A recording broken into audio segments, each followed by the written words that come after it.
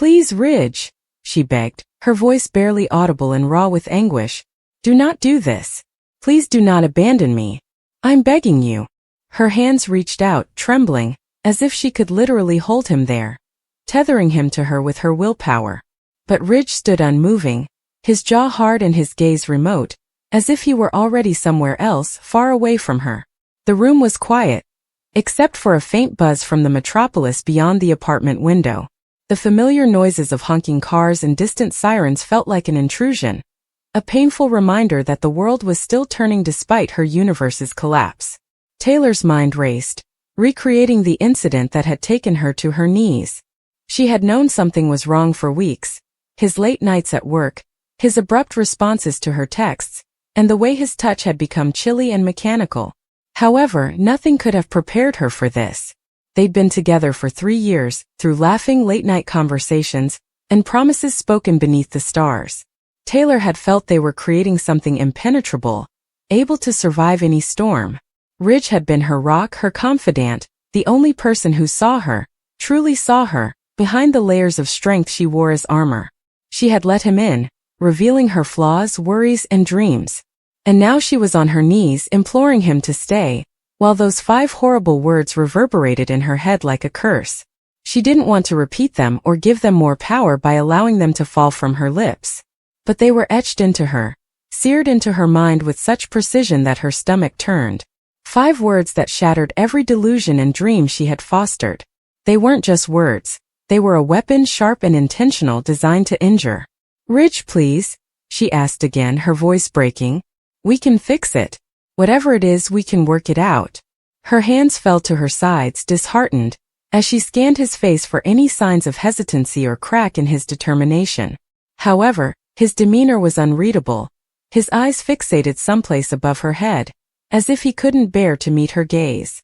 He shifted his weight, his leather shoes scuffing on the floor, the noise irritating her strained nerves. Taylor, he replied finally, his tone low and almost clinical. It is over. There's nothing more to say. Her heart lurched as a new wave of sorrow washed over her. Is there nothing left to say? She repeated, her voice rising despite herself. What happens after everything? After everything we've gone through, you're going to go away? Ridge, you owe me more than that. You owe me an explanation. He moaned, his voice heavy with impatience, and ran his fingers through his dark hair. It was a gesture she had once thought endearing, a hint of his frustration as he struggled with an issue. It now felt like a dismissal, as if she was the problem he was trying to get away from. I told you, he said, his tone harsh. I'm not feeling the same anymore. It's not you, it is. Don't, she interrupted him, her voice shrill and angry. Don't you dare say it's not you, it's me. That's a cop-out, and you know it. She pulled herself to her feet, her legs wobbly beneath her, but she refused to stay on her knees for much longer. She deserved more than that. Tell the truth, Ridge. What happened? What has changed? For a brief moment, he appeared to be responding, as if he was finally giving her something tangible to grasp. But suddenly his countenance hardened, and he moved away, snatching his coat from behind the chair.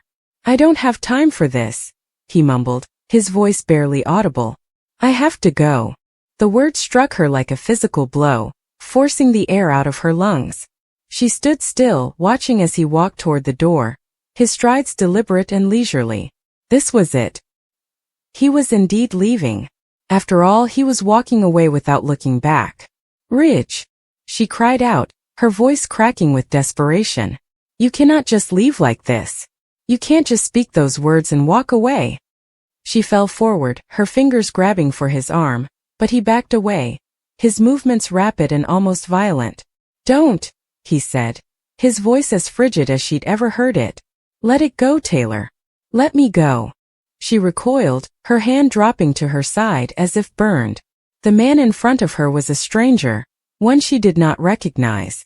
The Ridge she knew would never speak to her in this manner, or look at her with such indifference. But perhaps that was the problem, that she had never truly known him. The door slammed shut behind him, booming through the empty flat like a gunshot. Taylor stood there, her breath coming in thin gasps as her mind struggled to comprehend what had just occurred. She slumped onto the couch, shaking with the weight of his absence. The flat, which had previously been filled with warmth and laughter, now felt like a tomb, chilly and empty. She had no idea how long she sat there, staring at the door, hoping he would return, break through, and tell her everything was a mistake. However, the door remained closed, and the quiet became louder and more oppressive with each passing second. Her thoughts kept returning to those 5 words, which had broken her apart. She couldn't get away from them, couldn't stop them from repeating in her thoughts, each phrase a fresh pain. Taylor pressed her palms to her face, attempting to keep herself together, but the tears flowed, hot and unrelenting. She had always taken pleasure in her strength and capacity to persevere in the face of adversity. But this was too much. She felt like she was drowning, like if the air was conspiring against her, pressing down on her chest till she couldn't breathe. She recalled the early days with Ridge, when he used to stare at her as if she were the only thing that mattered.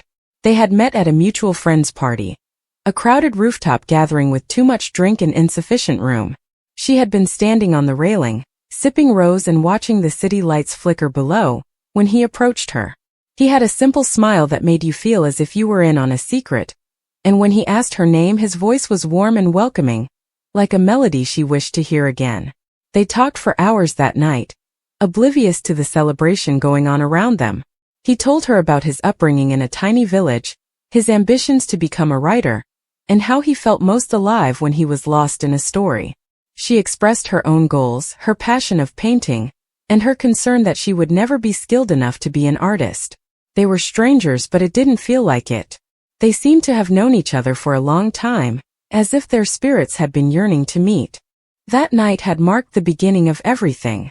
They spent their weekends touring the city, visiting museums and bookstores and sneaking kisses in secluded nooks.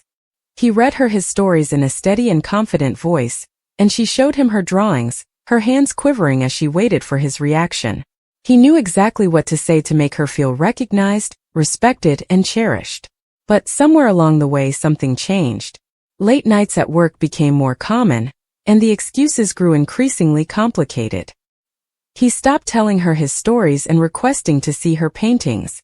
The warmth in his eyes disappeared, replaced by a distance she couldn't cross.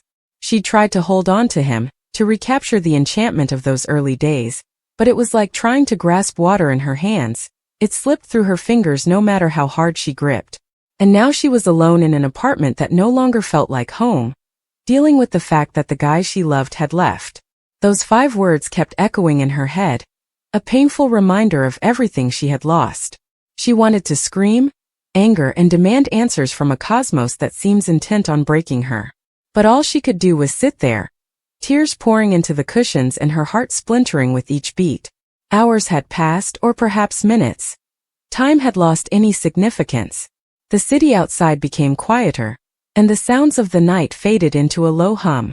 Taylor's phone rang on the coffee table, and for a brief moment, her heart jumped with hope.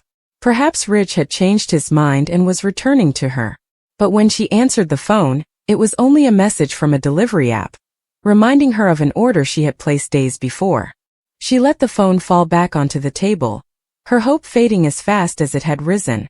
She considered phoning him, demanding explanations, but what was the point? He'd made his decision, and no amount of begging or pleading would change it. She had humiliated herself enough by kneeling on the floor like a desperate fool, clinging to a man who no longer wanted her.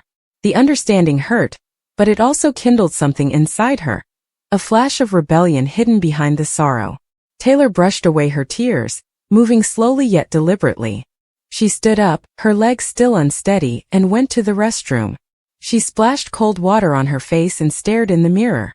Her eyes were red, her cheeks were streaked with mascara, but there was also a spark of determination, a reluctance to let this shatter her totally.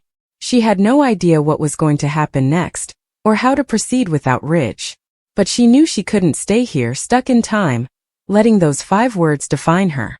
She needed to find a way to move forward, to rebuild herself from the ashes of this tragedy.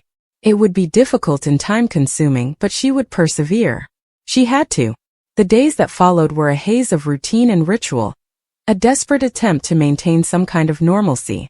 Taylor went to work, smiled at her coworkers and laughed at their jokes, but it seemed empty, as if she was playing a role in someone else's life. She avoided the apartment as much as possible, remaining late at the studio, and immersed herself in her paintings.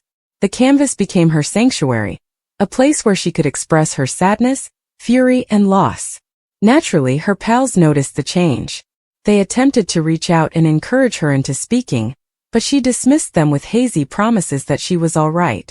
She wasn't ready to share this with anyone, or to realize how deeply Ridge's departure had hurt her. The 5 words were her secret, her burden, a private anguish she bore alone. However, as the weeks evolved into months, the sharp edges of her suffering began to fade. She began to notice small details again. The way the morning light poured through her window, the aroma of coffee brewing in the kitchen, and strangers laughing in the park. She began painting again, not to escape, but to create, to discover beauty in a world that had seemed so awful for so long. One evening, as she sat in her studio, surrounded by half-finished canvases, she found herself thinking about Ridge with a weird sense of clarity, rather than anger or sadness. She recognized that while those 5 words had been terrible, they had also set her free. They'd forced her to face the reality and let go of a love that was no longer hers. And in letting go, she discovered something new. A strength she hadn't realized she possessed. A resilience that got her through the worst times. Taylor wasn't sure if she'd ever fully recover, or if the scar of Ridge's betrayal would ever erase.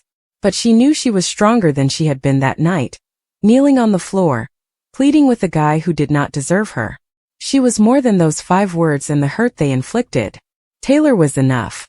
As she dipped her brush into the paint, a little smile formed on her lips. The canvas in front of her was blank, representing a new beginning. And for the first time in a long time, she felt prepared to confront it. According to The Bold and the Beautiful spoilers, Taylor Hayes may be devastated by Ridge Forrester's decision to end their engagement. Will Ridge's decision to choose Brooke Logan result in a setback from broken heart syndrome? B&B readers will remember that when Rebecca Budig originally arrived as a Taylor recast, some medical drama took center stage. Taylor thought she had heart failure until Grace Buckingham discovered she had broken heart syndrome instead. Of course, Ridge did his best to help Taylor on her healing journey, but now he's going to injure her in the worst way conceivable. Instead of following all of his promises to Taylor, Ridge appears to be preparing to cancel their engagement and dash her hopes for a happy ending. Taylor believed Ridge's devotion to her this time, or so she told herself and everyone else. Perhaps Taylor knew deep down that Ridge and Brooke would reunite. Nonetheless, Taylor will be devastated to learn that Ridge and Brooke still have a future together. Taylor will receive updates on the drama in Italy, including the fact that Ridge kissed Brooke following the wild water rescue.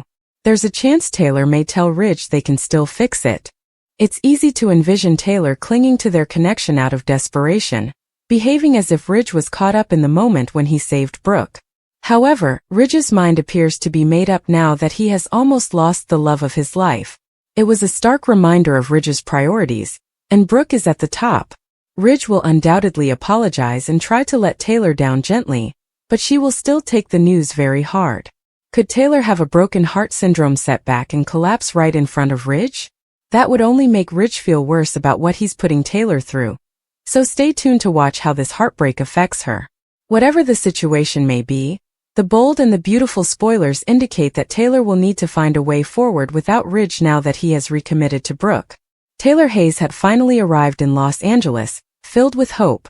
The emotional wounds she carried were still raw, not only from previous heartbreaks but also from her recent battle with the disorder she had no idea existed: broken heart syndrome.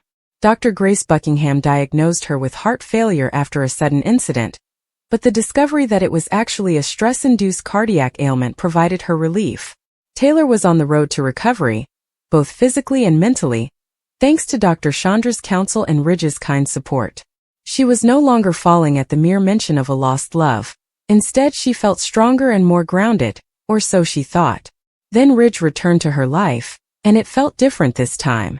Not a rebound, not the result of Brooke's new drama, but a genuinely real return to each other's affections. Taylor imagined stability, loyalty, and possibly even something permanent. So she took a leap of faith and proposed to Ridge.